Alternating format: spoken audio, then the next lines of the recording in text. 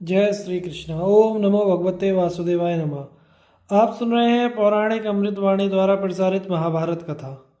चलिए आगे की कथा प्रारंभ करते हैं। उद्योग पर्व। विराट नगर में पांडव पक्ष के नेताओं का परामर्श, सैन्य संग्रह, उद्योग तथा राजा द्रुपद का धृतराष्ट्र के पास दूत भेजना। नारायणं नमस्कृत्य नरं चैव नरोत्तमं देवीं सरस्वतीं व्यासं ततो जय मुदीरयेत्। अंतर्यामी नारायण स्वरूप भगवान श्री कृष्ण, उनके सखा नररत्न अर्जुन, उनकी लीला प्रकट करने वाली भगवती सरस्वती और उसके वक्ता भगवान व्यास को नमस्कार करके आसुरी संपत्तियों का नाश करके अंतःकरण पर विजय प्राप्त कराने वाले महाभारत ग्रंथ का पाठ करना चाहिए। वैशंपायन जी कहते हैं, राजन, प्रवीर पांडवगण अभिमन्यु का विवाह करके अपने सुहृदय यादवों के सहित बड़े प्रसन्न हुए और रात्रि में विश्राम करके दूसरे दिन सवेरे ही विराट की सभा में पहुंच गए। सबसे पहले समस्त राजाओं के माननीय और वृद्ध विराट एवं द्रुपद आसनों पर बैठे। फिर पिता वसुदेव जी के सहित बलराम और श्री कृष्ण विराजमान हुए।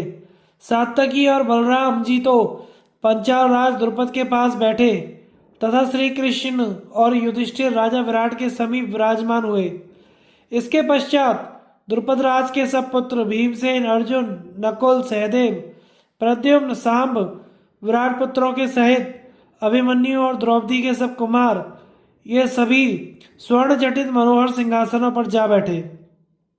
जब सब लोग आ गए तो वे पुरुष श्रेष्ठ आपस में मिलकर तरह तरह की बातचीत करने लगे।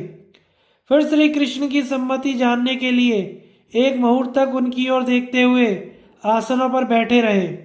तब श्री कृष्ण ने कहा, सुबल पुत्र शकुनी ने जिस प्रकार कपट द्यूत में हराकर महाराज युधिष्ठिर का राज्य छीन लिया और उन्हें वनवास के नियम में बांध दिया, वह सब लोग तो आप लोगों को मालूम ही है। पांडव लोग उस समय भी अपना राज्य लेने में समर्थ थे, परंतु वे सत्यनिष्ठ थे, इसलिए उन्होंने 13 वर्ष तक उस कठोर नियम का पालन किया। अब आप लोग ऐसा उपाय सोचें जो कौरव और पांडवों के लिए धर्मानुकूल और कीर्तिकर हो, क्योंकि अधर्म के द्वारा तो धर्मराज युधिष्ठिर देवताओं का राज्य भी नहीं लेना चाहेंगे। हाँ, धर्म और अर्थ से युक्त हो तो इन्हें एक गांव का आधिपत्य स्वीकार करने में भी कोई आपत्ति नहीं होगी। यद्यपि धृतराष्ट्र के पुत्रों के कारण इन्हें असह्य कष्ट भोगने पड़े हैं, तथापि अपने सुहृदयों के सहित ये सर्वदा उनका मंगल ही चाहते हैं।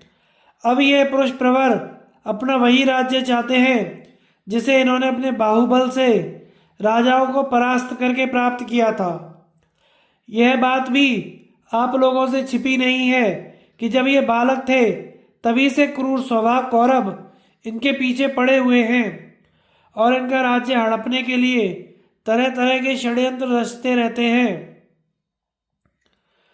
अब उनके बड़े चढ़े लोभ, राजा युधिष्ठिर की धर्मज्ञता और इनके पारस्परिक संबंध का विचार करके आप सब मिलकर और अलग अलग कोई बात तय करें। ये लोग तो सदा सत्य पर डटे रहे हैं और इन्होंने अपनी प्रतिज्ञा का भी ठीक ठीक पालन किया है, इसलिए अब धृतराष्ट्र के पुत्र अन्याय करेंगे तो ये उन्हें मार डालेंगे और इस काम में उनका अन्याय देखकर इनके सुहृदगण भी उनका मुकाबला करेंगे। किंतु अभी तक हमें ठीक ठीक दुर्योधन के विचार का भी पता नहीं है कि वह क्या करना चाहता है। दूसरी ओर का विचार जाने बिना आप किसी कर्तव्य का निश्चय भी कैसे कर सकते हैं, इसलिए उन लोगों को समझाने और महाराज युधिष्ठिर को आधा राज्य दिलाने के लिए इधर से कोई धर्मात्मा, पवित्र चित्त, कुलीन, सावधान और सामर्थ्यवान पुरुष दूत बनकर जाना चाहिए। राजन, श्री कृष्ण का भाषण धर्मार्थ युक्त, मधुर और पक्षपात शून्य था। बलराम जी ने उसकी बड़ी प्रशंसा की। फिर इस प्रकार कहना आरंभ किया, आपने श्री कृष्ण का धर्म और अर्थ के अनुकूल भाषण सुना। वह जैसा धर्मराज के लिए हितकर है वैसा ही क्रूरास दुर्योधन के लिए भी है। वीर कुंती पुत्र आधा राज्य कौरवों के लिए छोड़कर शेष आधे के लिए ही प्रयत्न करना चाहते हैं। अतः यदि दुर्योधन आधा राज्य दे दे तो वह बड़े आनंद में रह सकता है। अतः यदि दुर्योधन का विचार जानने और उसे युधिष्ठिर का संदेश सुनाने के लिए कोई दूत भेजा जाए और इस प्रकार कौरव और पांडवों का निपटारा हो जाए तो मुझे बड़ी प्रसन्नता होगी। वहां जो दूत जाए उसे जिस समय सभा में कुरुश्रेष्ठ भीष्म, धृतराष्ट्र, द्रोण, अश्वत्थामा, विदुर, कृपाचार्य, शकुनी, कर्ण तथा शस्त्रों और शास्त्रों में पारंगत दूसरे धृतराष्ट्र पुत्र उपस्थित हो और जब सब वयोवृद्ध और विद्यावृद्ध पुरवासी भी वहां आ जाए तब उन्हें प्रणाम करके राजा युधिष्ठिर का कार्य सिद्ध करने वाला वचन कहना चाहिए। किसी भी अवस्था में कौरवों को कुपित नहीं करना चाहिए। उन्होंने सबल होकर ही इनका धन छीना था। युधिष्ठिर की जुए में आसक्ति थी और अपने प्रिय दूत का आश्रय लेने पर ही उन्होंने इनका राज्य हरण किया था। यदि शकुनी ने इन्हें जुए में हरा दिया तो इसमें उसका कोई अपराध नहीं कहा जा सकता। बलराम जी की यह बात सुनकर सात्यकी एक साथ तड़क कर खड़ा हो गया और उनके भाषण की बहुत निंदा करते हुए इस प्रकार कहने लगा। पुरुष का जैसा चित्त होता है वैसी ही वह बात भी कहता है। आपका भी जैसा हृदय है वैसी ही बात कर रहे हैं। संसार में शूरवीर भी होते हैं और कायर भी। लोगों में ये दोनों पक्ष पूरी तरह से देखे जाते हैं।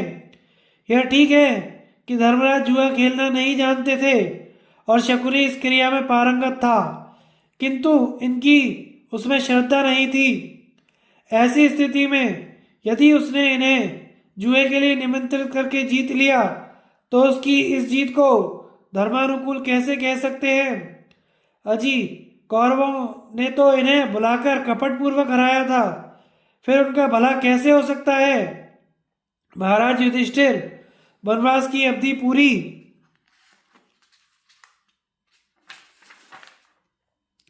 करके अब स्वतंत्र हैं और अपने पैतृक राज्य के अधिकारी हैं। ऐसी स्थिति में ये उनसे भीख मांगे, यह कैसे हो सकता है।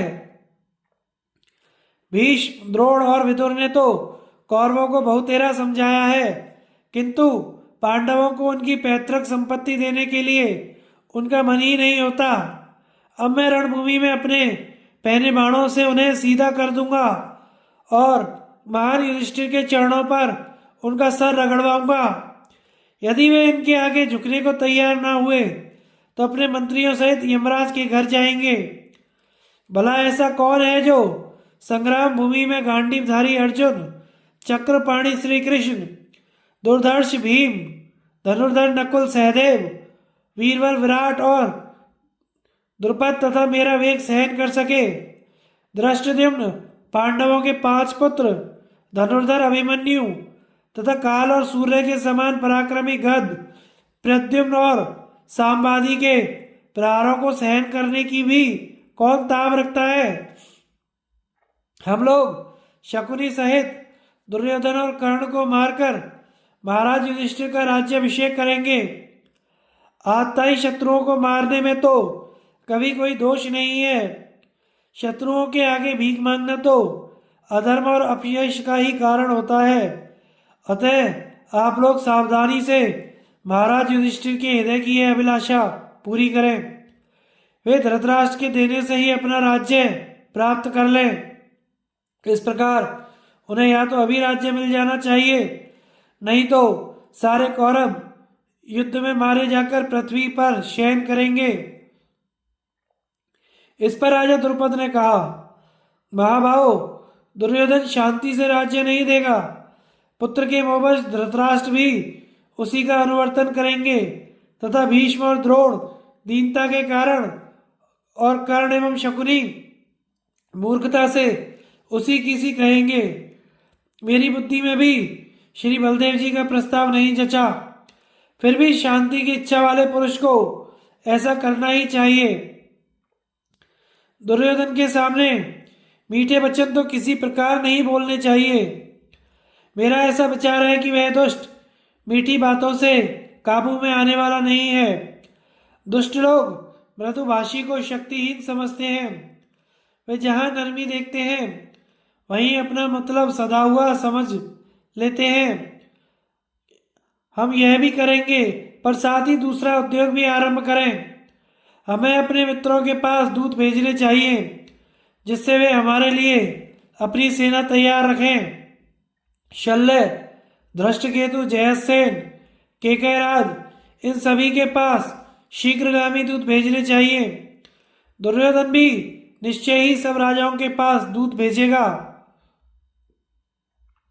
और वे जिसके द्वारा पहले आमंत्रित होंगे पहले उसी की सहायता के लिए वचन दे देंगे।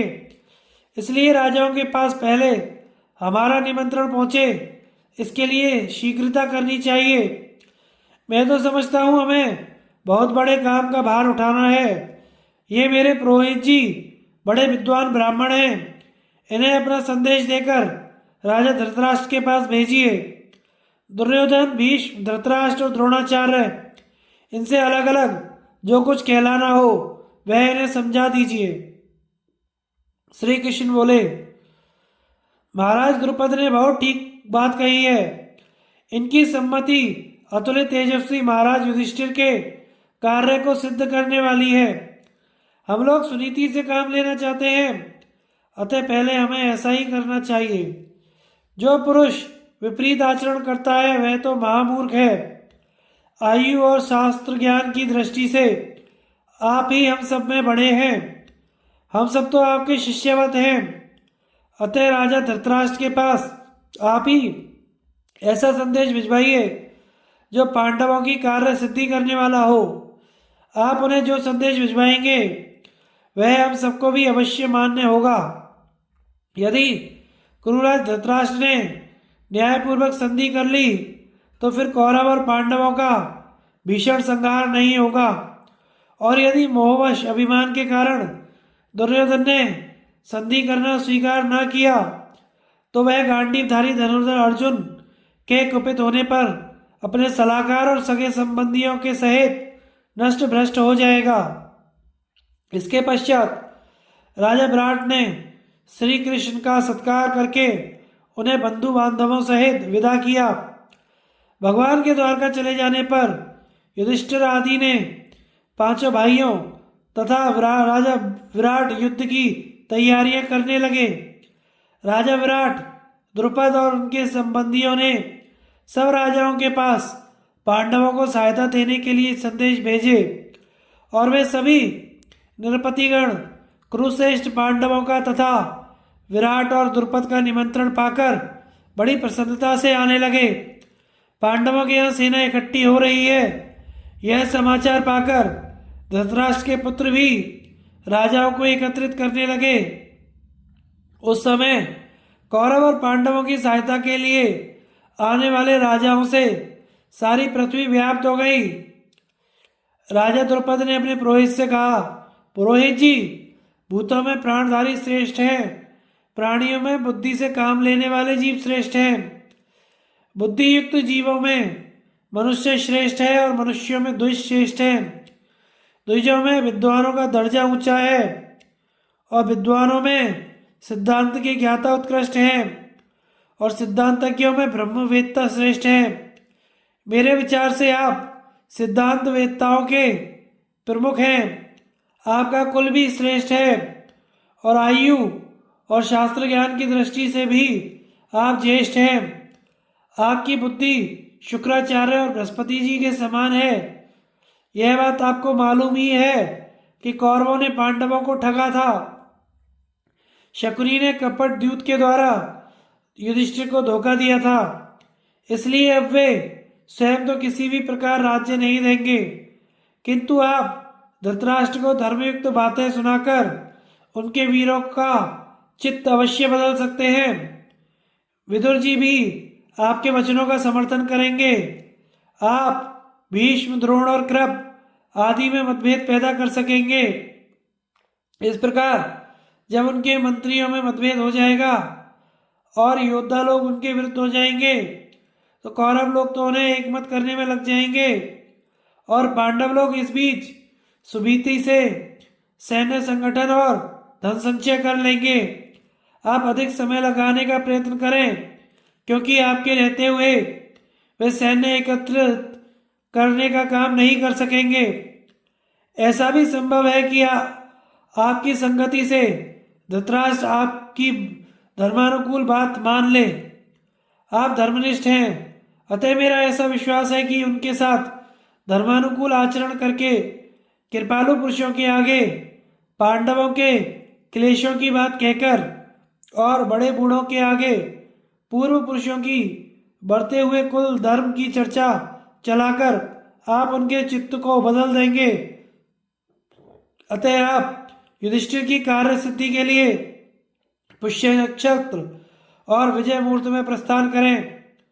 द्रुपद के इस प्रकार समझाने पर उनके सदाचार संपन्न और अर्थनीति विशारद पुरोहित पांडवों का हित करने के उद्देश्य से शिष्यों सहित हस्तिनापुर को चल दिए। श्री कृष्ण को अर्जुन और दुर्योधन का निमंत्रण और उनके द्वारा दोनों पक्षों की सहायता। वैशंपायन जी कहते हैं, राजन, हस्तिनापुर की ओर पुरोहित भेजकर फिर पांडवों ने जहां तहां राजाओं के पास दूत भेजे। इसके पश्चात श्री कृष्ण को निमंत्रित करने के लिए स्वयं कुंती नंदन अर्जुन द्वारका गए। दुर्योधन को भी अपने गुप्तचरों द्वारा पांडवों की सब चेष्टाओं का पता लग गया। उसे जब मालूम हुआ कि श्री कृष्ण विराटनगर से द्वारका जा रहे हैं, तो थोड़ी सी सेना के साथ वहां पहुंच गया। उसी दिन पांडु कुमार अर्जुन भी पहुंचे। वहां पहुंचने पर दोनों वीरों ने श्री कृष्ण को सोते हुए पाया। तब दुर्योधन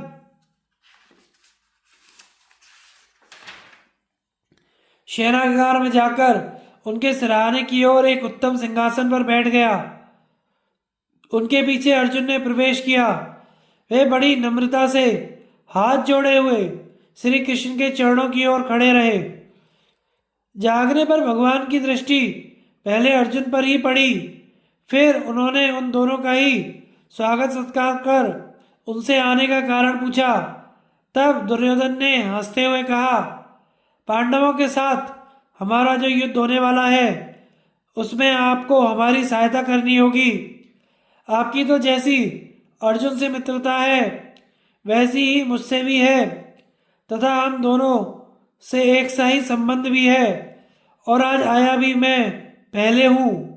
सत्पुरुष उसी का साथ दिया करते हैं जो पहले आया है। अतः आप भी सत्पुरुषों का आचरण का ही अनुसरण करें। श्री कृष्ण ने कहा, आप पहले आए हैं, इसमें तो संदेह नहीं, किंतु मैंने पहले देखा अर्जुन को है। अतः आप पहले आए हैं और अर्जुन को मैंने पहले देखा है, इसलिए मैं दोनों की ही सहायता करूंगा। मेरे पास 1 अरब गोप हैं, वे मेरे ही समान बलिष्ठ और संग्राम में जूझने वाले हैं। उनका नाम नारायण है। एक ओर तो वे दुर्जय सैनिक रहेंगे और दूसरी ओर मैं स्वयं रहूंगा, किंतु मैं ना तो युद्ध करूंगा और ना ही शस्त्र धारण करूंगा। अर्जुन, धर्मानुसार पहले तुम्हें चुनने का अधिकार है, क्योंकि तुम छोटे हो, इसलिए दोनों में से तुम्हें जिसे लेना हो उसे ले लो। श्री कृष्ण के ऐसा कहने पर अर्जुन ने उन्हीं को लेने की इच्छा प्रकट की।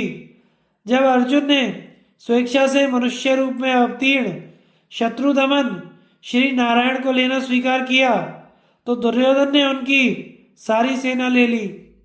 इसके पश्चात वह महाबली बलराम जी के पास गया और उन्हें अपने आने का सारा समाचार सुनाया। तब बलदेव जी ने कहा, पुरुष श्रेष्ठ, मैं श्री कृष्ण के बिना एक क्षण भी नहीं रह सकता।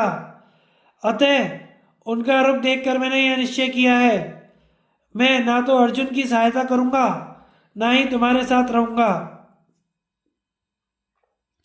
बलराम जी के ऐसा कहने पर दुर्योधन ने उनका आलिंगन किया और यह समझकर कि नारायणी सेना लेकर मैंने श्री कृष्ण को ठग लिया है, उसने अपनी ही जीत पक्की समझी। इसके पश्चात वह कृतवर्मा के पास गया। कृतवर्मा ने उसे एक अक्षौणी ही सेना दी। उस सारी सेना के सहित दुर्योधन हर्ष से फूला फूला वहां से चल दिया। इधर जब दुर्योधन श्री कृष्ण के महल से चला गया तो भगवान ने अर्जुन से पूछा, अर्जुन मैं तो लड़ूंगा नहीं, फिर तुमने क्या समझकर मुझे मांगा? अर्जुन ने कहा, भगवान मेरे मन में सदा से यह विचार रहता है कि आपको अपना सारथी बनाऊं। इस विचार में मेरी कई रात्रियां निकल गईं। आप इसे पूरा करने की कृपा करें। श्री कृष्ण ने कहा, अच्छा तुम्हारी कामना पूर्ण हो, मैं तुम्हारा सारथ्य करूंगा। यह सुनकर अर्जुन को बड़ी प्रसन्नता हुई और वे श्री कृष्ण तथा अन्य दाशार्य वंशीय प्रधान पुरुषों के साथ राजा युधिष्ठिर के पास लौट आए। शल्य का सत्कार तथा उनका दुर्योधन और युधिष्ठिर दोनों को वचन देना। वैशंपायन जी कहते हैं, राजन दूतों के मुख से पांडवों का संदेश सुनकर राजा शल्य बड़ी भारी सेना और अपने महारथी पुत्रों सहित पांडवों की सहायता के लिए चले। उनके पास इतनी बड़ी सेना थी कि उसका पड़ाव 2 कोस के बीच में पड़ता था। वे एक अक्षौणी सेना के स्वामी थे तथा उनकी सेना के सैकड़ों हजारों क्षत्रिय वीर संचालक थे। इस विशाल सेना के सहित वे बीच बीच में विश्राम करते धीरे धीरे पांडवों के पास चले। दुर्योधन ने जब महारथी शल्य को पांडवों की सहायता के लिए आते सुना तो स्वयं जाकर उनके सत्कार का प्रबंध किया। उनके सत्कार के लिए उसने शिल्पियों द्वारा रास्ते में रमणीय प्रदेशों में सुंदर रत्न जटित सभा भवन बनवा दिए। उनमें तरह तरह की क्रीड़ाओं की सामग्रियां भी रख दी। जब शल्य उन सभाओं में पहुंचे तो दुर्योधन के मंत्री उनका देवताओं के समान सत्कार करते। एक के बाद वे दूसरी सभा में पहुंचे, वह भी देव भवन के समान कांतिमयी थी। वहां उन्होंने अनेकों लौकिक विषयों का सेवन किया। तब उन्होंने अत्यंत प्रसन्न होकर सेवकों से पूछा, इन सभाओं को युधिष्ठिर के किन आदमियों ने तैयार किया है? उन्हें मेरे सामने लाओ। उन्हें तो कुछ इनाम मिलना चाहिए, मैं उन्हें कुछ पारितोषिक दूंगा। युधिष्ठिर को भी इस बात में मेरा समर्थन करना चाहिए। सेवकों ने चकित होकर यह समाचार दुर्योधन को सुनाया। दुर्योधन ने जब देखा कि इस समय शल्य अत्यंत प्रसन्न है और अपने प्राण देने को भी तैयार है तो वह उनके सामने आ गया। मद्रराज ने दुर्योधन को देखकर और वह सारा प्रयत्न उसी का जानकर उसे प्रसन्नता से गले लगा लिया और कहा, तुम्हारी जो इच्छा हो वह मांग लो। दुर्योधन ने कहा, महानुभाव आपका वाक्य सत्य हो, आप मुझे अवश्य वर दीजिए। मेरी इच्छा है कि आप मेरी संपूर्ण सेना के नायक हो। शल्य ने कहा, अच्छा मैंने तुम्हारी बात स्वीकार की, बताओ तुम्हारा और क्या काम करूं? तब दुर्योधन ने बार बार यही कहा, मेरा तो आपने सब काम पूरा कर लिया। इसके पश्चात शल्य ने कहा, दुर्योधन तुम अपनी राजधानी जाओ, मुझे अभी युधिष्ठिर से मिलना है। उनसे मिलकर मैं शीघ्र ही तुम्हारे पास आ जाऊंगा। दुर्योधन ने कहा, राजन युधिष्ठिर से मिलकर आप शीघ्र ही आवें। अब तो हम आपके ही अधीन हैं, हमारे वरदान की बात ध्यान रखें। फिर शल्य और दुर्योधन परस्पर गले मिले। दुर्योधन शल्य की आज्ञा लेकर अपने नगर में चला गया और शल्य दुर्योधन की यह सब बात सुनाने के लिए युधिष्ठिर के पास आए। विराट नगर के उपलब्ध प्रदेश में पहुंचकर वे पांडवों की छावनी में आए। वहां उन्होंने सभी पांडवों को देखा, उनके दिए हुए अर्ध पद्यादि ग्रहण किए। फिर मद्रराज ने कुशल प्रश्न के पश्चात युधिष्ठिर का आलिंगन किया तथा भीम, अर्जुन और अपने भांजे नकुल सहदेव को हृदय से लगाकर जब वे आसन पर बैठ गए तो उन्होंने राजा युधिष्ठिर से कहा, कुरुश्रेष्ठ तुम कुशल से तो हो? यह बड़ी प्रसन्नता की बात है कि तुम वनवास के बंधन से छूट गए। तुमने द्रौपदी और भाइयों के सहित निर्जन वन में रहकर सचमुच बड़ा दुष्कर कार्य किया है। उससे भी कठिन अज्ञातवास को भी तुमने अच्छा निभा दिया। सच है, राज्यच्युत होने पर तो दुख भोगना ही पड़ता है, फिर सुख कहाँ। राजन, क्षमा, धम, सत्य, अहिंसा और अद्भुत सद्गति ये तुम में स्वभावतः विद्यमान है। तुम बड़े मृदुल स्वभाव, उदार, ब्राह्मण से भी दानी और धर्मनिष्ठ हो। तुम्हें इस महान दुख से मुक्त हुआ देखकर मुझे बड़ी प्रसन्नता हो रही है। इसके बाद राजा शल्य ने जिस प्रकार दुर्योधन के साथ उनका समागम हुआ था और वह सब और उसकी सेवा शुश्रूषा और अपने वर देने की बात भी युधिष्ठिर को सुना दी। राजा युधिष्ठिर ने कहा, महाराज, आपने प्रसन्न होकर दुर्योधन को सहायता देने का वचन दे दिया, यह बहुत अच्छा किया। किंतु एक काम में मैं भी आपसे कराना चाहता हूँ। राजन, आप युद्ध में साक्षात श्री कृष्ण के समान पराक्रमी हैं। जिस समय कर्ण और अर्जुन रथों पर चढ़कर आपसे युद्ध करेंगे, उस समय आपको कर्ण का सारथी बनना होगा। इसमें संदेह नहीं कि यदि आप मेरा भला चाहते हैं तो उस समय अर्जुन की रक्षा करें और मेरी विजय के लिए कर्ण का उत्साह भंग करते रहें। शल्य ने कहा, युधिष्ठिर सुनो, तुम्हारा मंगल हो। मैं संग्राम भूमि में कर्ण का सारथी अवश्य बनूंगा, क्योंकि वह मुझे सर्वदा श्री कृष्ण के समान ही समझता है। उस समय मैं उसके टेढ़े और अप्रिय वचन कहूंगा, इससे उसका गर्व और तेज नष्ट हो जाएगा, फिर उसको मारना सहज हो जाएगा। राजन, तुमने और द्रौपदी ने जुए के समय बड़ा दुख सहन किया था। सूत पुत्र कर्ण ने तुम्हें कटु वचन सुनाए थे, सो तुम इसके लिए अपने चित्त में क्षोभ मत करो। दुख तो बड़े बड़े महापुरुषों को भी उठाने पड़ते हैं। देखो, इंद्राणी सहित स्वयं इंद्र को भी महान दुख उठाना पड़ा था। त्रिशरा और वृतासुर के वध का वृत्तांत तथा इंद्र का तिरस्कृत होकर जल में छिप जाना। युधिष्ठिर ने पूछा, राजन, इंद्र और इंद्राणी को किस प्रकार अत्यंत घोर दुख उठाना पड़ा था, यह जानने की मुझे इच्छा है। शल्य ने कहा, भरतश्रेष्ठ सुनो, मैं तुम्हें वह प्राचीन इतिहास सुनाता हूँ। देवश्रेष्ठ त्वष्टा नाम के एक प्रजापति थे। इंद्र से द्वेष हो जाने के कारण उन्होंने एक 3 सिर वाला पुत्र उत्पन्न किया। वह बालक अपने एक मुख से वेद पाठ करता था, दूसरे से सुधापान करता था, तीसरे से मानो सब दिशाओं को निगल जाएगा, इस प्रकार देखता था। वह बड़ा ही तपस्वी, मृदु, जितेंद्रिय तथा धर्म और तप में तत्पर था। उसका तप बड़ा ही तीव्र और दुष्कर था। उस अतुलित तेजस्वी बालक का तपोबल और सत्य देखकर देवराज इंद्र को बड़ा खेद हुआ। उन्होंने सोचा कि यह इस तपस्या के प्रभाव से इंद्र ना हो जाए, अतः यह किस प्रकार इस भीषण तपस्या को छोड़कर भोगों में आसक्त हो। इसी प्रकार बहुत सोच विचार कर उन्होंने उसे फंसाने के लिए अप्सराओं को आज्ञा दी। इंद्र की आज्ञा पाकर अप्सराएं त्रिशरा के पास आई और उसे तरह तरह के भावों से लुभाने लगी, किंतु त्रिशरा अपनी इंद्रियों को वश में करके पूर्व समुद्र के समान अविचल रहे।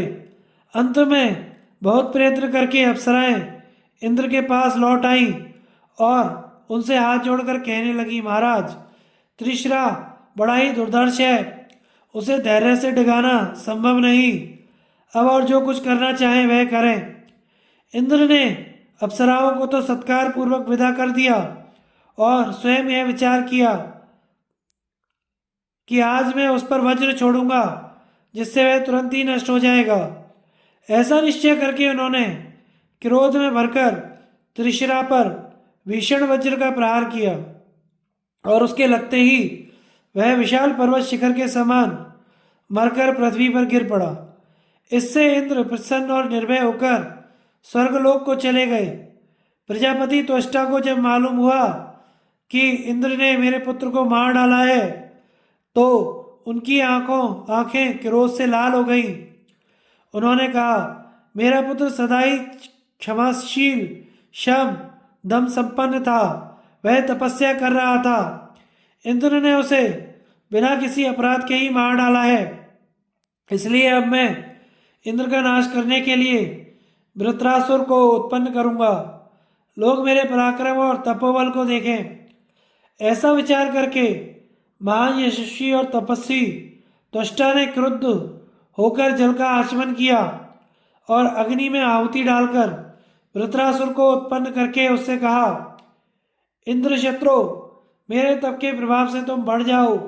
बस सूर्य और अग्नि के समान तेजस्वी वृत्रासुर उसी समय बढ़कर आकाश को छूने लगा और बोला, कहिए मैं क्या करूं? त्वष्टा ने कहा, इंद्र को मार डालो। तब वह स्वर्ग में गया। वहां इंद्र और वृत्र का बड़ा भीषण संग्राम हुआ। अंत में वीरवर वृत्रासुर ने देवराज इंद्र को पकड़ लिया और उन्हें साबती निकल लिया। तब देवताओं ने वृत्र का नाश करने के लिए जम्भाई की रचना की, और जो ही वृत्र ने जम्भाई ली, देवराज अपने अंग सिकोड़कर उसके खुले हुए मुख से बाहर आ गए। इंद्र को बाहर आया देखकर देवता बड़े प्रसन्न हुए। इसके पश्चात इंद्र और वृत्र का युद्ध होने लगा। जब त्वष्टा का तेज बल पाकर वीर वृत्रासुर संग्राम में अत्यंत प्रबल हो गया, तो इंद्र मैदान छोड़कर भाग गया। इंद्र के भाग जाने से देवताओं को बड़ा ही खेद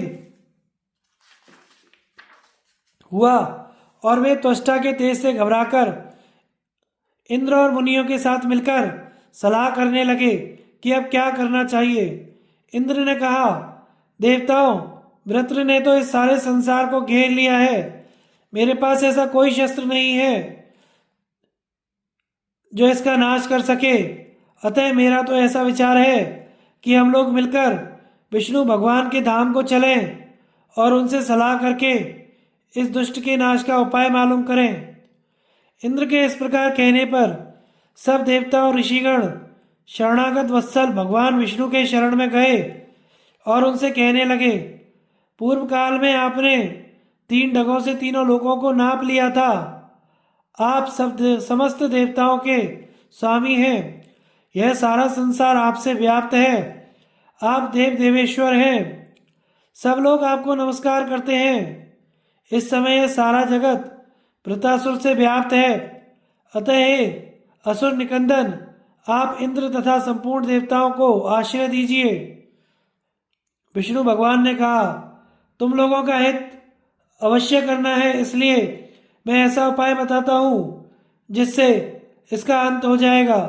तुम सब देवता, ऋषि, गंधर्व, विश्वरूपधारी वृत्रासुर के पास जाओ और उसके प्रति सामनीति का प्रयोग करो। इससे तुम उसे जीत लोगे। देवताओं, इस प्रकार मेरे और इंद्र के प्रभाव से तुम्हारी जीत होगी। मैं अदृश्य रूप से देवराज के आयुध वज्र में प्रवेश करूंगा।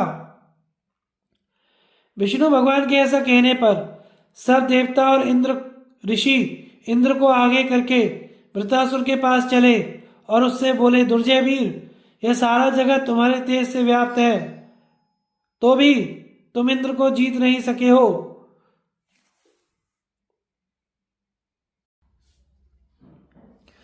तुम दोनों को लड़ते हुए बहुत समय बीत गया है। इससे देवता, असुर और मनुष्य सभी प्रजा का बड़ा कष्ट हो रहा है। अतः अब सदा के लिए तुम इंद्र से मित्रता कर लो। महर्षियों की यह बात सुनकर परम तेजस्वी वृत्र ने कहा, आप तपस्वी लोग अवश्य ही मेरे माननीय हैं, किंतु जो बात मैं कहता हूँ वह यदि पूरी की जाएगी तो आप लोग जैसा कह रहे हैं वह सब मैं करने को तैयार हूँ। मुझे इंद्र और देवता लोग किसी भी सूखी या गीली वस्तु से, पत्थर या लकड़ी से, शस्त्र या अस्त्र से अथवा दिन या रात में ना मार सकें। इस शर्त पर तो मैं सदा के लिए इंद्र के साथ संधि करना स्वीकार कर सकता हूँ। तब ऋषियों ने उससे कहा, ठीक है, ऐसा ही होगा। इस प्रकार संधि हो जाने से वृत्रासुर बड़ा प्रसन्न हुआ। देवराज के मन में भी प्रसन्नता हुई, किंतु वे सदा वृत्रासुर को मारने का अवसर ढूंढते रहते थे। एक दिन इंद्र ने संध्या काल में वृत्रासुर को समुद्र के तट पर विचरते देखा। उस समय वृत्र को दिए हुए वर पर विचार करने लगे। यह संध्या काल है, इस समय ना दिन है ना रात, और मुझे अपने शत्रु व्रत का वध अवश्य करना है। यदि आज मैं इस महान असुर को धोखे से नहीं मारता हूं तो मेरा हित नहीं हो सकता। ऐसा विचार कर इंद्र ने यों ही विष्णु भगवान का स्मरण किया कि उन्हें समुद्र पर पर्वत के समान फेन उठता दिखाई दिया। वे सोचने लगे, यह ना सूखा है ना गीला, ना कोई शस्त्र ही है, अतः यदि मैं इसे वृत्रासुर पर फेंकूं तो वह एक क्षण में ही नष्ट हो जाएगा। यह सोचकर उन्होंने तुरंत ही अपने वज्र के सहित वह फेन वृत्रासुर पर फेंका और भगवान विष्णु ने उस फेन में प्रवेश करके उसी समय वृत्रासुर को मार डाला। वृत्रासुर के मरते ही सारी प्रजा प्रसन्न हो गई तथा देवता, गंधर्व, राक्षस, यक्ष, नाग और ऋषि ये सब इंद्र की स्तुति करने लगे। इंद्र ने देवताओं के लिए भय का कारण बने हुए महाबली वृत्रासुर का वध तो किया, किंतु पहले त्रिशरा को मारने से लगी हुई ब्रह्म हत्या के कारण और अब असत्य व्यवहार के कारण तिरस्कृत होने से वे मन ही मन दुखी रहने लगे। इन पापों के कारण वे संज्ञा शून्य और अचेत से हो गए और संपूर्ण लोकों की सीमा पर जाकर जल में छिपकर रहने लगे। जब देवराज ब्रह्म हत्या से पीड़ित होकर स्वर्ग छोड़कर चले गए तो सारी पृथ्वी वृक्षों के मारे जाने और वनों के सूख जाने से उजड़ सी हो गई। नदियों की धाराएं टूट गईं और सरोवर जलविहीन हो गए। अनावृष्टि के कारण सभी जीवों में खलबली मच गई तथा देवताओं और महर्षियों को भी बड़ा त्रास होने लगा। कोई राजा न रहने से जगत में उपद्रव होने लगे। तब देवताओं को भी भय हुआ कि अब हमारा राजा कौन होगा, क्योंकि देवताओं में से तो किसी का भी मन राज्य का भार संभालने के लिए नहीं होता था। नहुष की इंद्र पद प्राप्ति, उसका इंद्राणी पर आसक्त होना और इंद्राणी का अवधि मांगकर अश्वमेघ यज्ञ द्वारा इंद्र को शुद्ध करना। राजा शल्य कहते हैं, युधिष्ठिर, तब सब देवता और ऋषियों ने कहा कि इस समय राजा नहुष बड़ा प्रतापी है, उसी को देवताओं के राजपद पर अभिषिक्त करो। वह बड़ा ही तेजस्वी, यशस्वी और धार्मिक है। यह सलाह करके उन सब ने नहुष के पास जाकर कहा कि आप हमारे राजा होइए। तब नहुष ने कहा, मैं तो बहुत दुर्बल हूं, आप लोगों की रक्षा करने योग्य शक्ति मुझ में नहीं है। ऋषि और देवताओं ने कहा, राजन, देवता, दानव, यक्ष, ऋषि, राक्षस, पितृगण, गंधर्व, भूत ये सब आपकी दृष्टि के सामने खड़े रहेंगे। आप इन्हें देखकर ही इनका तेज लेकर बलवान हो जाएंगे। आप धर्म को आगे रखते हुए संपूर्ण लोकों के स्वामी बन जाइए तथा स्वर्गलोक में रहकर ब्रह्मर्षि तथा और देवताओं की रक्षा कीजिए। ऐसा कहकर उन्होंने स्वर्गलोक में नहुष का राज्याभिषेक कर दिया। इस प्रकार वह संपूर्ण लोकों का स्वामी हो गया। किंतु इस दुर्लभ वर और स्वर्ग के राज्य को पाकर पहले निरंतर धर्मपरायण रहने पर भी वह भोगी हो गया। वह समस्त देवोद्यानों में, नंदवन में तथा कैलाश और हिमालय आदि पर्वत के शिखरों पर तरह तरह की क्रीड़ाएं करने लगा। इससे उसका मन दूषित हो गया। एक दिन वह क्रीड़ा कर रहा था, उसी समय उसकी दृष्टि देवराज की भार्या साध्वी इंद्राणी पर पड़ी। उसे देखकर वह दुष्ट अपने सभासदों से कहने लगा, मैं देवताओं का राजा और संपूर्ण लोकों का स्वामी हूं, फिर इंद्र की महिषी देवी इंद्राणी मेरी सेवा के लिए क्यों नहीं आती? आज तुरंत ही शची को मेरे महल में आना चाहिए। नहुष की बात सुनकर देवी इंद्राणी के चित्त में बड़ी चोट लगी। उसने बृहस्पति जी से कहा, ब्राह्मण, मैं आपकी शरण में हूं, आप नहुष से मेरी रक्षा कीजिए। आपने मुझे कई बार अखंड सौभाग्यवती, एक की पत्नी और पतिव्रता का वचन दिया है, अतः आप अपनी वह वाणी सत्य करें। तब बृहस्पति जी ने भय से व्याकुल हुई इंद्राणी से कहा, देवी, मैंने जो जो कहा है वह अवश्य ही सत्य होगा। तुम नहुष से मत डरो, मैं सच कहता हूं, तुम्हें शीघ्र ही इंद्र से मिला दूंगा। इधर जब नहुष को पता चला कि इंद्राणी बृहस्पति की शरण में गई है तो उसे बड़ा क्रोध हुआ। उसे क्रोध में भरा देखकर देवता और ऋषियों ने कहा, देवराज, क्रोध को त्यागिए। आप जैसे सत्पुरुष क्रोध नहीं किया करते। इंद्राणी पर स्त्री है, अतः आप उसे क्षमा करें। आप अपने मन को पर स्त्री जैसे पापों से दूर रखें। आखिर आप देवराज हैं, अतः अपनी प्रजा का धर्मपूर्वक पालन करें। भगवान आपका मंगल करें। ऋषियों ने इस प्रकार नहुष को बहुत समझाया, किंतु कामासक्त होने के कारण उसने उनकी एक न सुनी। तब वे बृहस्पति जी के पास गए और उनसे बोले, देवर्षि श्रेष्ठ, हमने सुना है कि इंद्राणी आपकी शरण में आई है और आप ही के भवन में है तथा आपने उसे अभयदान दिया है। परंतु हम देवता और ऋषि लोग आपसे प्रार्थना करते हैं कि आप उसे नहुष को दे दीजिए। देवता और ऋषियों के इस प्रकार कहने पर देवी इंद्राणी के नेत्रों में आंसू भर आए। वह दीनता पूर्वक रो रो कर इस प्रकार कहने लगी, ब्राह्मण, मैं नहुष को पति रूप से स्वीकार नहीं करना चाहती। मैं आपकी शरण में हूँ, आप इस महान भय से मेरी रक्षा करें। बृहस्पति ने कहा, इंद्राणी, मेरा यह निश्चय है कि मैं शरणागत का त्याग नहीं कर सकता। अनिंदिते, तू धर्म को जानने वाली और सत्यशीला है, इसलिए मैं तुझे नहीं त्यागूंगा। फिर देवताओं से कहा, मैं धर्म विधि को जानता हूँ, मैंने धर्मशास्त्र का श्रवण किया है और सत्य में मेरी निष्ठा है।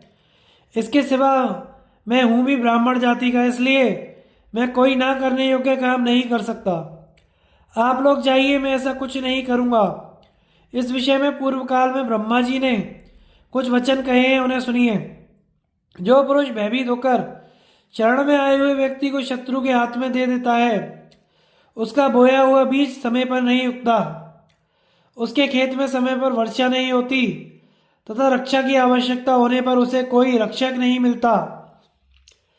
ऐसा दुर्बल चित्त पुरुष जो अन्न भोग प्राप्त करता है वह व्यर्थ हो जाता है, उसकी चेतना शक्ति नष्ट हो जाती है, वह स्वर्ग मार्ग से गिर जाता है और देवता लोग उसे समर्पित हव्य को ग्रहण नहीं करते।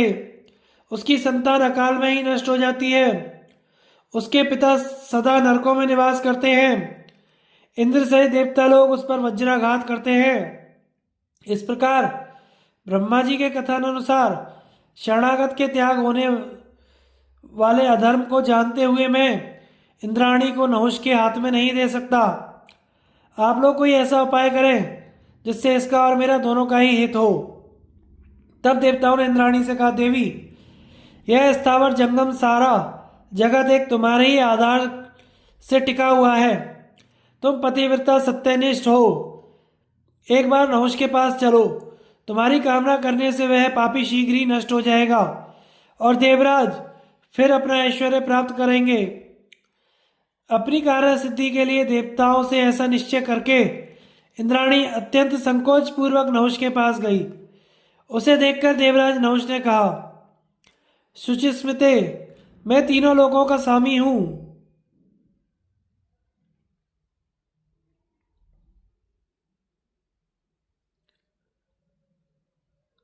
तुम मुझे पति रूप में वर लो। नहुष के ऐसा कहने पर पतिव्रता इंद्राणी भय से व्याकुल होकर कांपने लगी। उसने हाथ जोड़कर ब्रह्मा जी का स्मरण किया और देवराज नहुष से कहा, सुरेश्वर, मैं आपसे कुछ अवधि मांगती हूँ। अभी यह मालूम नहीं है कि देवराज इंद्र कहाँ गए हैं और वे फिर लौटकर आएंगे या नहीं। इसकी ठीक ठीक खोज करने पर यदि उनका पता ना लगा तो मैं आपकी सेवा करने लगूंगी। नहुष ने कहा, सुंदरी, तुम जैसा कहती हो वैसा ही सही।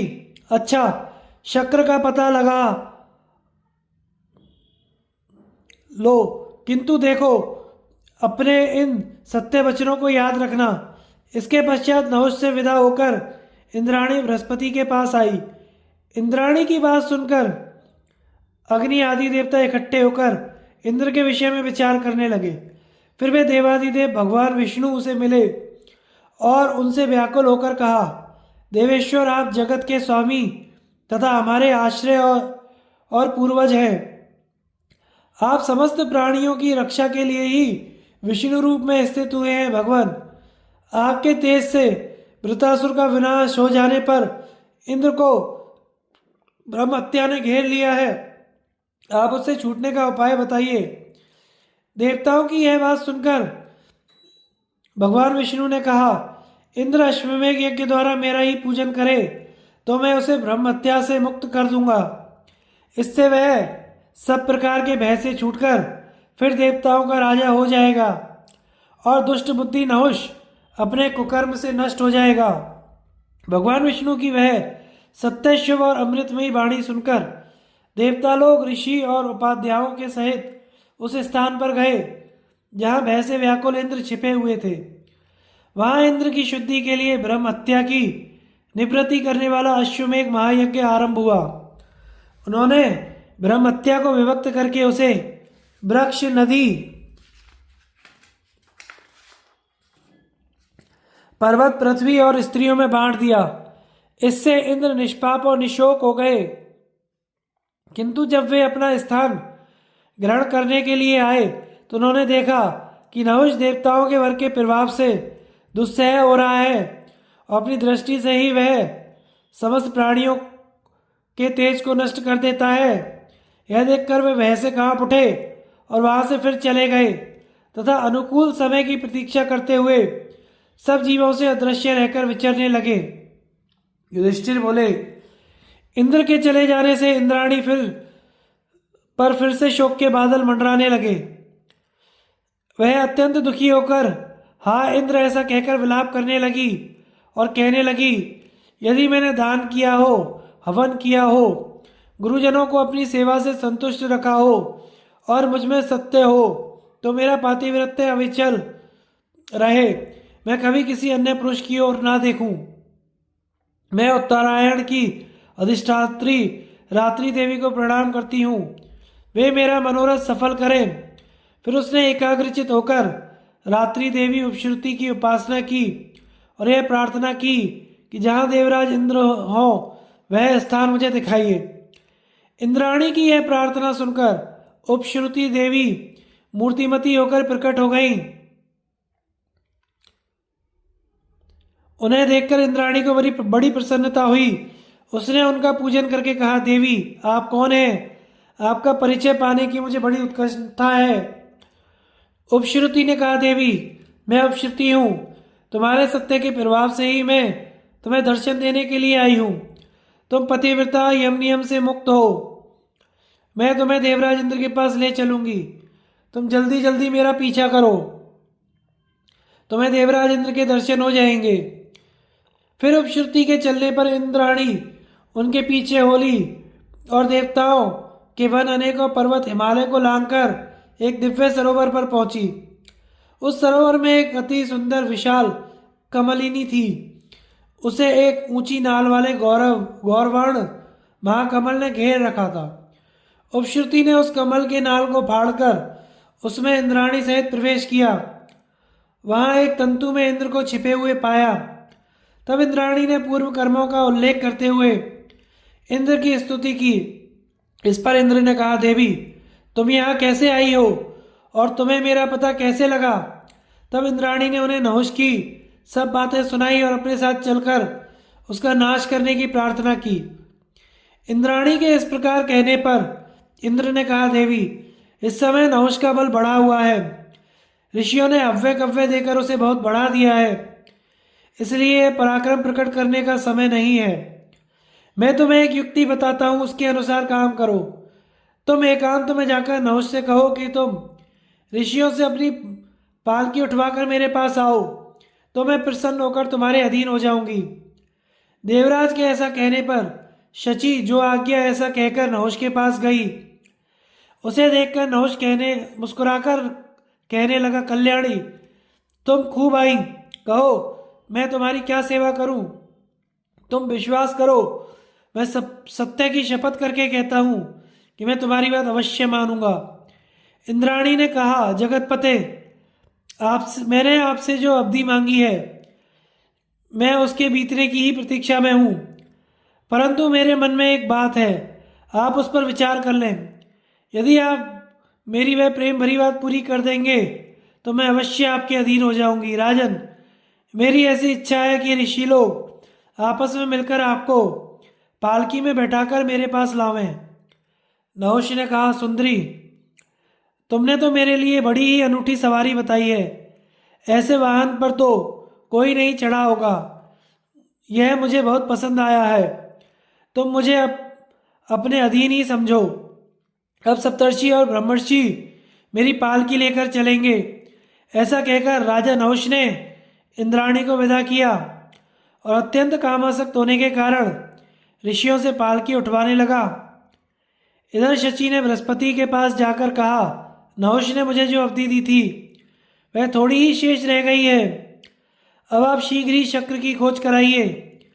मैं आपकी भक्त हूँ, आप मेरे ऊपर कृपा करें। तब बृहस्पति जी ने कहा, ठीक है, तुम दुष्ट चित्त नहुष से किसी प्रकार का भय मत मानो। यह नराधम महर्षियों से अपनी पालकी उठवाता है। इसे धर्म का कुछ भी ज्ञान नहीं है, इसलिए अब इसे गया ही समझो। यह बहुत दिन इस स्थान पर नहीं टिक सकता। तुम तनिक भी मत डरो, भगवान तुम्हारा मंगल करेंगे। इसके पश्चात महातेजस्वी बृहस्पति जी ने अग्नि प्रज्वलित करके शास्त्रानुसार उत्तम हवि से हवन किया और अग्निदेव से इंद्र की खोज करने के लिए कहा। उनकी आज्ञा पाकर अग्निदेव ने ताल तलैया और सरोवर और समुद्र में इंद्र की खोज की। ढूंढते ढूंढते वे उस सरोवर पर पहुंचे जहां इंद्र छुपे हुए थे। वहां उन्हें देवराज एक कमलनाल के तंतु में छिपे हुए दिखाई दिए। तब उन्होंने बृहस्पति जी को सूचना दी कि इंद्र अणुमात्र रूप धारण करके एक कमलनाल के तंतु में छिपे हुए हैं। यह सुनकर बृहस्पति जी ने देवर्षियों और गंधर्वियों सहित उस सरोवर के तट पर आए और इंद्र के प्राचीन कर्मों का उल्लेख करते हुए उनकी स्तुति करने लगे। इससे धीरे धीरे इंद्र का तेज बढ़ने लगा और वे अपना पूर्व रूप धारण करके शक्ति संपन्न हो गए। उन्होंने बृहस्पति जी से कहा, कहिए, आपका कौन सा कार्य शेष है? महादैत्य विश्वरूप तो मारा ही गया, विशालकाय भृतासुर का भी अंत हो गया। बृहस्पति जी ने कहा, देवराज, नहुष नाम का एक मानव राजा देवताओं और ऋषियों के तेज से बढ़कर उनका अधिपति हो गया है। वह हमें बहुत ही तंग करता है, तुम उसका नाश करो। राजन, जिस समय बृहस्पति जी इंद्र से ऐसा कह रहे थे उसी समय वहां कुबेर, यम, चंद्रमा और वरुण भी आ गए। सब देवता देवराज इंद्र के साथ मिलकर नहुष के नाश का उपाय सोचने लगे। इतने में ही वहां परम तपस्वी अगस्त्य जी दिखाई दिए। उन्होंने इंद्र का अभिनंदन करके कहा, बड़ी प्रसन्नता की बात है कि विश्वरूप और वृत्तासुर का वध हो जाने से आपका अभ्युदय हो रहा है। आज नहुष भी देवराज पद से भ्रष्ट हो गया, इससे भी मुझे बड़ी प्रसन्नता है। तब इंद्र ने अगस्त्य मुनि का स्वागत सत्कार किया। जब वे आसन पर विराजमान हो गए तो उनसे पूछा, भगवान, मैं ये जानना चाहता हूं कि पाप बुद्धि नहुष का पतन किस प्रकार हुआ? अगस्त्य जी ने कहा, देवराज, दुष्ट चित्त नहुष जिस प्रकार स्वर्ग से गिरा है वह प्रसंग तुम्हें सुनाता हूं। महाभाग देवर्षि और ब्रह्मर्षि पापात्मा नहुष की पालकी उठाए चल रहे थे। उस समय ऋषियों के साथ उसका विवाद होने लगा और अधर्म बुद्धि बिगड़ जाने के कारण उसने मेरे मस्तक पर लात मारी। इससे उसका तेज और कांति नष्ट हो गई। तब मैंने उससे कहा, राजन, तुम प्राचीन महर्षियों के चलाए और आचरण किए हुए कर्म पर दोषारोपण करते हो। तुमने ब्रह्मा के समान तेजस्वी ऋषियों से अपनी पालकी उठवाई है और मेरे सिर पर लात मारी है, इसलिए तुम पुण्यहीन होकर पृथ्वी पर गिरो। अब तुम 10,000 वर्ष तक अजगर का रूप धारण करके भटकोगे और इस अवधि के समाप्त होने पर फिर से स्वर्ग प्राप्त करोगे। इस प्रकार मेरे शाप से वह दुष्ट इंद्रपद से च्युत हो गया और अब आप स्वर्गलोक में चलकर सब लोकों का पालन कीजिए। तब देवराज इंद्र ऐरावत हाथी पर चढ़कर अग्निदेव, बृहस्पति, यम, वरुण, कुबेर, समस्त देवगण तथा गंधर्व और अप्सराओं के सहित देवलोक को गए। वहां इंद्राणी से मिलकर अत्यंत आनंद पूर्वक सब लोगों का पालन करने लगे। इसी समय वहां भगवान अंगिरा पधारे और उन्होंने अथर्ववेद के मंत्रों से देवराज का पूजन किया। इससे देवराज इंद्र बहुत प्रसन्न हुए और उन्हें यह वर दिया कि आपने अथर्ववेद का ज्ञान किया है, इसलिए इस वेद में आप अथर्वांगिरा नाम से विख्यात होंगे और यज्ञ का भाग भी प्राप्त करेंगे। इस प्रकार अथर्वांगिरा ऋषि का सत्कार कर उन्हें इंद्र ने विदा किया और वे समस्त देवता और तपोधन ऋषियों का सत्कार कर धर्मपूर्वक प्रजा का पालन करने लगे। शल्य की विदाई और कौरव और पांडवों के सैन्य संग्रह का वर्णन। महाराज शल्य कहते हैं, युधिष्ठिर, इस प्रकार इंद्र को अपनी भार्या सहित कष्ट भोगना पड़ा था और शत्रुओं का वध करने की इच्छा से अज्ञातवास भी करना पड़ा था। अतः यदि तुम्हें द्रौपदी और अपने भाइयों सहित वन में रहकर कष्ट भोगने पड़े हैं तो तुम उनके लिए रोष ना करो। जैसे इंद्र ने वृत्रासुर को मारकर राज्य प्राप्त किया था, उसी प्रकार तुम्हें भी अपना राज्य मिलेगा, तथा जैसे अगस्त्य जी के शाप से नहुष का पतन हुआ था, वैसे ही तुम्हारे शत्रु कर्ण और दुर्योधनादि का भी नाश हो जाएगा। राजा शल्य के इस प्रकार ढांढस बंधाने पर धर्मात्माओं में श्रेष्ठ युधिष्ठिर ने उनका विधिवत सत्कार किया और इसके पश्चात मद्रराज उनसे अनुमति लेकर अपनी सेना के सहित दुर्योधन के पास चले गए। वैशंपायन जी कहते हैं, राजन, इसके पश्चात यादव महारथी सात्विकी बड़ी भारी चतुरंगणी सेना लेकर राजा युधिष्ठिर के पास आए। उनकी सेना को भिन्न भिन्न देशों से आए हुए अनेकों वीर सुशोभित कर रहे थे। फरसा, बिंदीपाल, शूल, तोमर, मुदगर, परिघ, पाश, यष्टि, तलवार, धनुष, तरह तरह के चमचमाते हुए बाणों से उनकी सेना एकदम दीप उठी। यह सेना राजा युधिष्ठिर की छावनी में पहुंची। इसी तरह एक अक्षुणी सेना लेकर चेदीराज धृष्टकेतु आया। एक अक्षुणी सेना लेकर जरासंध का पुत्र मगधराज जयसेन आया। समुद्र तीरवर्ती तरह तरह के योद्धाओं के साथ पांड्यराज भी युधिष्ठिर की सेवा में उपस्थित हुआ। इस प्रकार भिन्न भिन्न देशों की सेना का समागम होने से पांडव पक्ष का सैन्य समुदाय बड़ा ही दर्शनीय, भव्य और शक्ति संपन्न जान पड़ता था। महाराज द्रुपद की सेना भी उनके महारथी पुत्रों और देश देश से आए हुए शूरवीरों के कारण बड़ी भली जान पड़ती थी। मत्स्य देशीय राजा विराट की सेना में अनेकों पर्वतीय राजा सम्मिलित थे। वह भी पांडवों के शिविर में पहुंच गई। इस प्रकार जहां तहां से आकर 7 अक्षौहिणी सेना महात्मा पांडवों के पक्ष में एकत्रित हो गई। कौरवों के साथ युद्ध करने के लिए उत्सुक इस विशाल वाहिनी को देखकर पांडव बड़े प्रसन्न हुए। दूसरी ओर राजा भगदत्त ने एक अक्षौहिणी सेना देकर कौरवों का हर्ष बढ़ाया। उसकी सेना में चीन और किरात देशों के वीर थे। इसी प्रकार दुर्योधन के पक्ष में और भी कई राजा एक एक अक्षौहिणी सेना लेकर आए। हृदय के पुत्र कृतवर्मा, भोज, अंधक और कुकुरवंशीय यादव वीरों के सहित एक अक्षौहिणी सेना लेकर दुर्योधन के पास उपस्थित हुए। सिंधु सौवीर देश के जयद्रथ आदि राजाओं के साथ भी कई अक्षौहिणी सेना आई। कंबोज नरेश, सुदक्षिण, शक, यवन वीरों के सहित आया। उसके साथ भी एक अक्षौहिणी सेना थी। इसी प्रकार महिष्मतीपुरी का राजा नील दक्षिण देश के महाबली वीरों सहित आया। अवंती देश के राजा विंध्य और अनुबंध भी एक एक अक्षौहिणी सेना लेकर दुर्योधन की सेवा में उपस्थित हुए। केके देश के राजा 5 सहोदर भाई थे। उन्होंने भी एक अक्षौहिणी सेना के साथ उपस्थित होकर कुरुराज को प्रसन्न किया। इसके सिवा जहां तहां से आए हुए अन्य राजाओं की 3 अक्षौहिणी सेना भी और इकट्ठी हो गई। इस प्रकार दुर्योधन के पक्ष में कुल 11 अक्षौहिणी सेना एकत्रित हुई। वह तरह तरह की ध्वजाओं से सुशोभित और पांडवों से भिड़ने के लिए उत्सुक थी।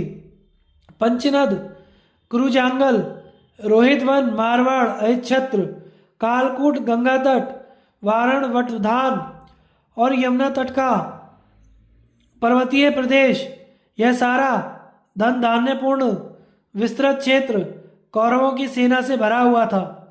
महाराज द्रुपद ने अपने जिस पुरोहित को दूत बनाकर भेजा था, उसने इस प्रकार एकत्रित हुई कौरव सेना को देखा। इससे कि आगे की कथा हम अगले भाग में प्रसारित करेंगे। कृपया महाभारत कथा सुनने के लिए हमारे चैनल को लाइक शेयर सब्सक्राइब करें। धन्यवाद।